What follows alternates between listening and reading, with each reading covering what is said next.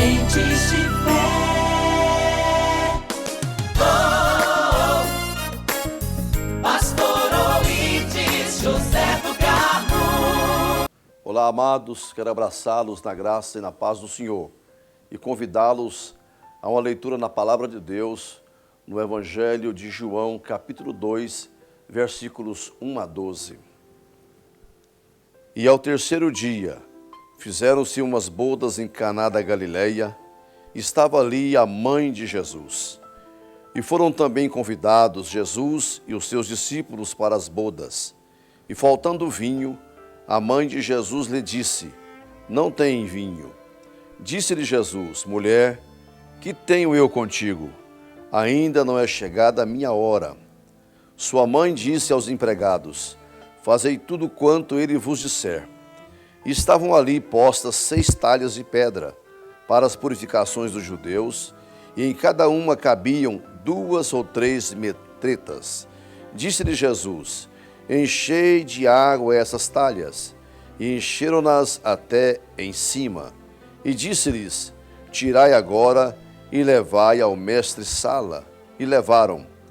E logo que o mestre-sala provou a água feita vinho, não sabendo de onde viera, se bem que o sabiam os empregados que tinham tirado a água, chamou o mestre-sala ao esposo e disse-lhe: todo homem põe primeiro o vinho bom, e quando já tem bebido bem, então o inferior, mas tu guardaste até agora o bom vinho.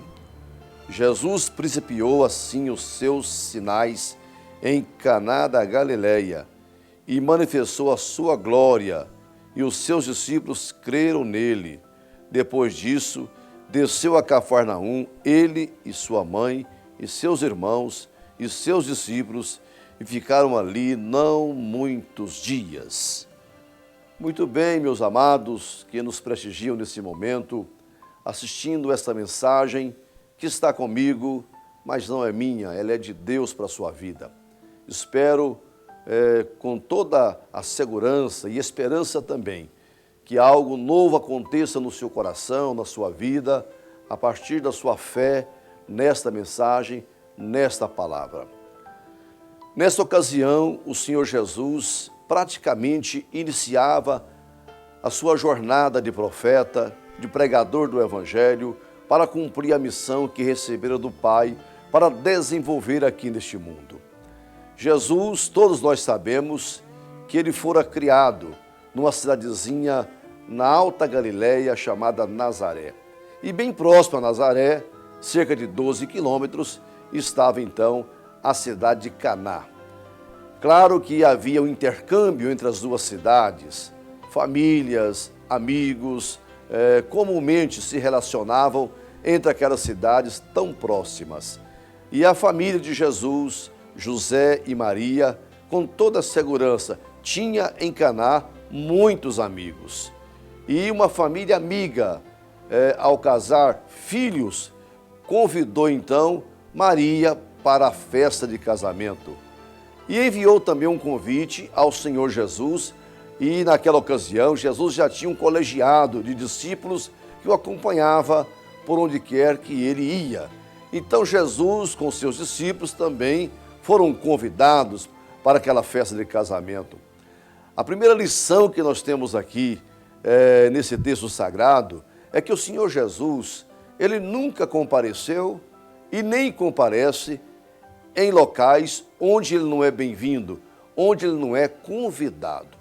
É por isso que a Bíblia diz, lá em Apocalipse: eis que estou à porta e bato. Se alguém ouvir a minha voz e abrir a porta, eu entrarei em sua casa, cearei com ele e ele comigo. Então o Senhor Jesus, ele espera que o homem e a mulher abra o coração para ele entrar, que o convide a estar de forma permanente na sua casa, com a sua família, envolvido com seus projetos. Do contrário, ele fica à margem, aguardando ser convidado. Felizmente, este casal aqui, esses noivos, seus pais, fizeram uma coisa excelente. A melhor coisa, convidaram Jesus para participar daquela festa, daquelas bodas em Caná da Galileia. Bem, sabemos todos que no decorrer daquela festa, então acabou o vinho. E aqui nós temos uma outra lição. Às vezes, na nossa vida, às vezes na nossa família, em nossos negócios, muitas vezes pode nos faltar algo tão precioso. Isto é uma coisa natural, normal da vida. A ausência de coisas, de objetos, de situações que nos privam da felicidade.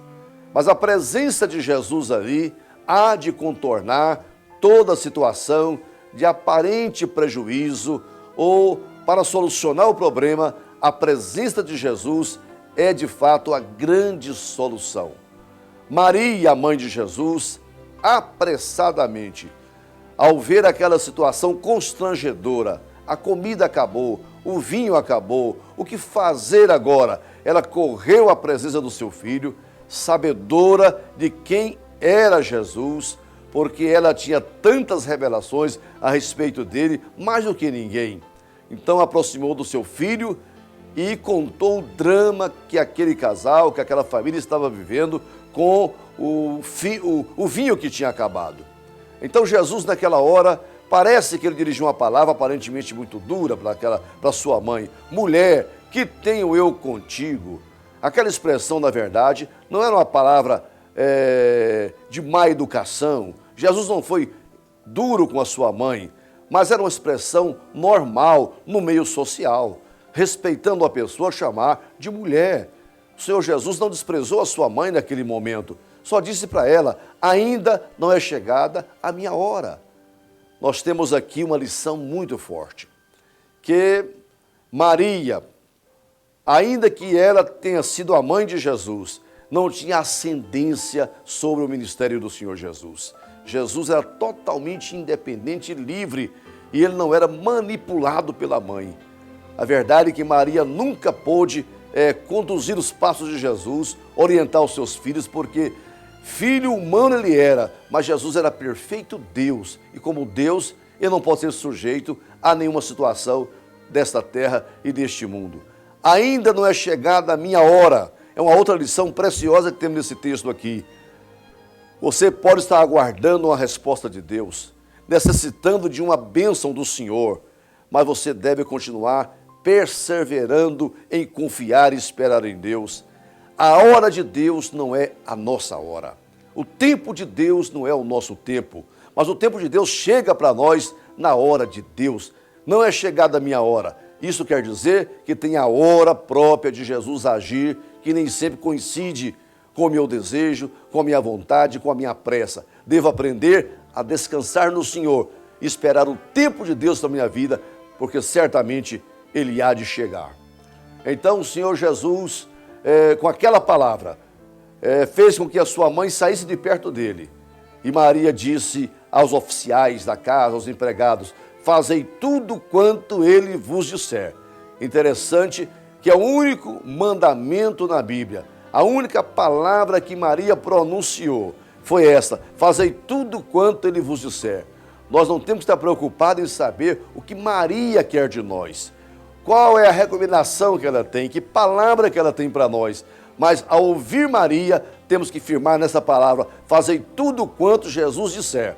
É a única orientação. Então temos que atentar para o Filho, para Jesus e para a sua expressão, para a sua pregação, para a sua mensagem.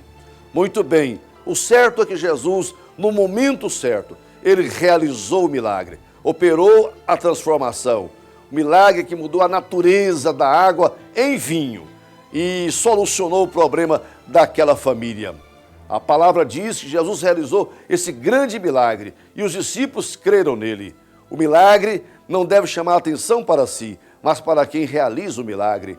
Aquele milagre contribuiu para que os discípulos de Jesus, mais uma vez, tivessem a certeza de que ele era de fato o Salvador do mundo, o enviado de Deus, o Filho do Senhor, que veio para salvar a humanidade. Muitas vezes o Senhor realiza o milagre, não é porque o milagre é algo assim tão necessário, mas é porque o milagre pode conduzir as pessoas à fé em Cristo. Milagre que não leva pessoas a se converter, a confiar em Deus, a se voltar para Jesus integralmente, não tem sentido. Este milagre foi o primeiro que Jesus realizou. Os discípulos creram nele e a partir dali não tinha mais nenhuma dúvida de que Jesus Cristo era de fato quem ele afirmava que era, o Salvador do mundo. Possamos ter esse entendimento hoje para repousar nossa fé e confiança em Deus e saber que Jesus Cristo é o mesmo ontem, hoje e eternamente. Se ele iniciou lá, ele continua fazendo milagres hoje e o fará amanhã. Mas tudo isso não é para a glória de homem nenhum, de nenhuma denominação religiosa, mas para a glória de Deus e para confirmar que Jesus Cristo, sendo Filho de Deus, tem todo o poder nos céus e na terra. Que o Senhor te abençoe, em nome de Jesus.